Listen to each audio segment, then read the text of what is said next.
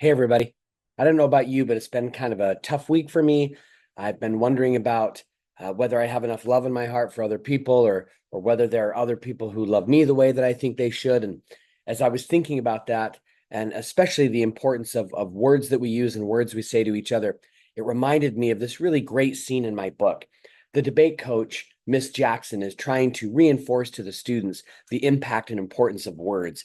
And she's written up on the board the phrase we all know: sticks and stones may break my bones, but words will never hurt me.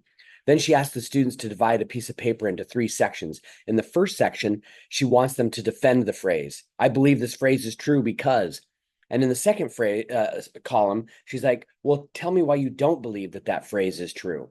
And then in the third column, she wants them to answer the question, when is a phrase or a word that someone's used really had an impact on you? And that's what I want to talk about just for a second. And there's this really cool scene where she calls on a student, Tarek, to kind of relate what he had written in that third column. And I'm going to read that directly from the book. It's in chapter 8 here. Miss Jackson pointed to Tarek. Tarek spoke. We love you. These are the words that had a profound impact on my family, my mother to be exact. Many of you don't know this, but my mother is a professor of Muslim studies at a local university, and my father works for the Islamic Center just west here in Plainfield. On September 11th, 2001, when terrorists attacked the United States, my parents worried about how the community would react to them. My oldest brother was only 6 at the time. My parents wondered if they should check him out of school. After some discussion, they decided to go about their day as planned. In the afternoon, my mother went to take my brother to soccer practice. She felt especially conspicuous that day in her hijab. Shortly before practice ended, a woman who had been watching my mother during practice approached her. My mother was frightened by what she might say. The woman, with tears in her eyes, said to my mother, I love you. Then she walked away. My mother didn't know who she was.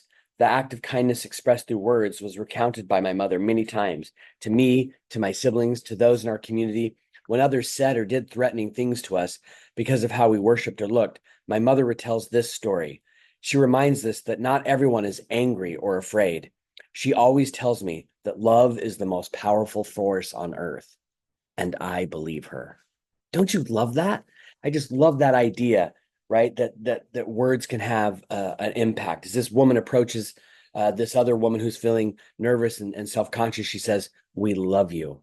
Now, of course, that's not always going to be how people treat us, but I hope, especially in a time where we're feeling maybe not loved, we can reflect on some questions, right? When was a time that someone said something to you right when you needed it? When was an expression of love someone gave you and it really helped you?